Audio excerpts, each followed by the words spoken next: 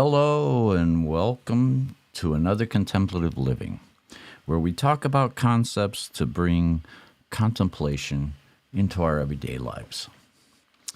Well, you can see there's no curtain, no screen behind me.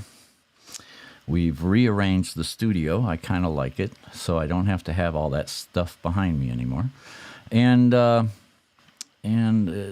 also have some new tech gear, so hopefully I won't stumble through this one, and I'll get everything right. Okay, so, I think it was Victor Hugo once said, we ought to learn how to be genuinely happy for others and revel in their success. So today we're going to talk about happiness for another's good experience or good fortune. So let's get to it. Welcome. Now creating a life of peace.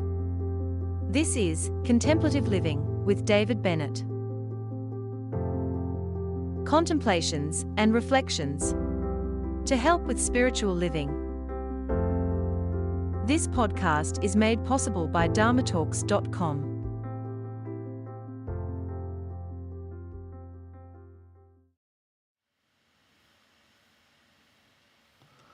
All right. Well, so we're talking about happiness for another's good experience or good fortune. And, I know, and I'm sure that you have all had an experience where, a friend, a colleague, suddenly, has something just amazing happen and are getting all this attention. And how do you react? Are you happy for them? Are you a little envious? Where is that? And let's look inward. Let's see how we react to another's good fortune. So remember, though, that others may choose to live in a different way than we would choose. It's not always about us. And it gives us an opportunity to let go of our determination of what's correct. Because many times what we feel is correct is an assumption. And you know about assumptions. Hey, Jay, glad to see you're here. And morning, Helen. So a lot of times we just jump to conclusions because our own mind kind of, through our own experiences and what we've gone through in our lives. And we filter all of that through our own experience. So let's not jump to conclusions. Let's not assume what is going on or how another chooses to live their life, and allow and be accepting of others' choices. I know it's hard. I've fought with it myself, but sometimes kindness takes the form of stepping aside and just being happy for someone. We get in our own way all the time. And when we can be happy for somebody else and for their success and their good fortune, then it helps us to maintain that center. Because when we fall to one side or the other of our emotions, it carries us away. And it doesn't allow us to maintain our true nature, to live from our true nature.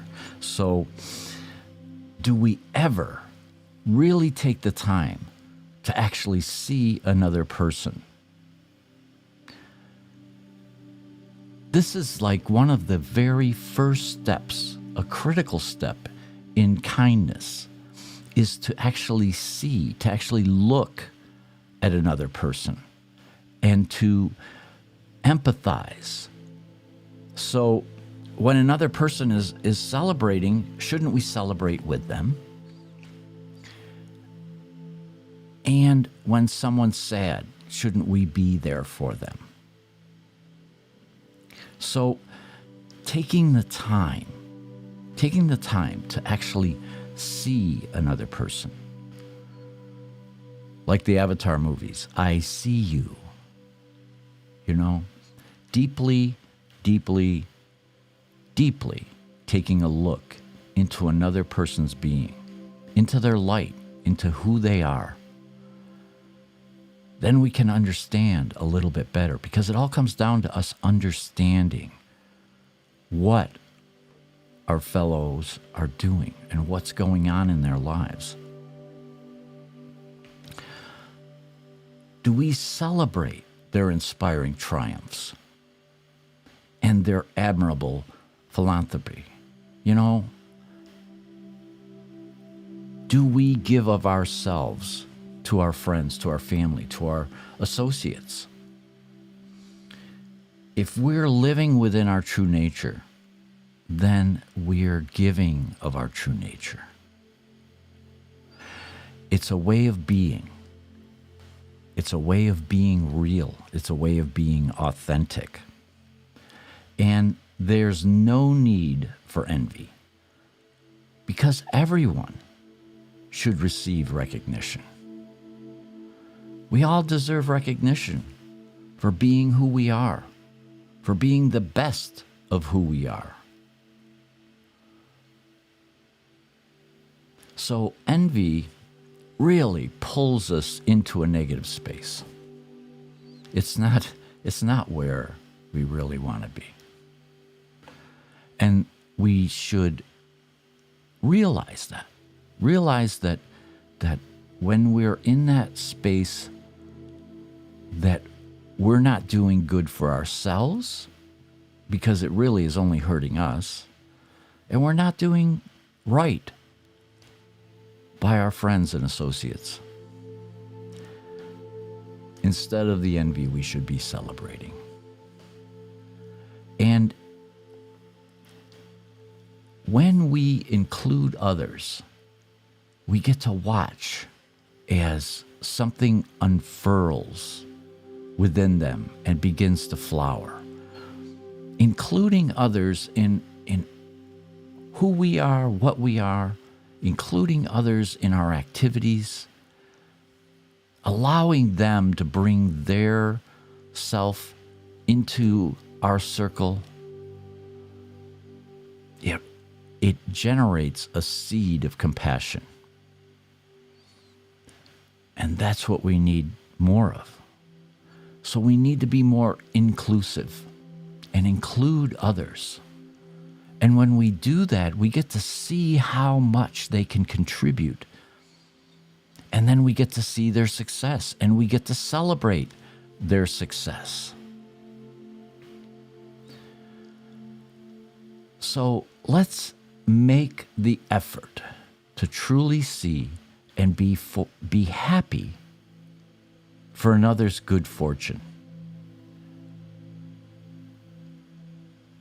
It helps them, it helps our community when we all come together, when we celebrate, when we dance, when we are with our peers, truly with them and supporting them.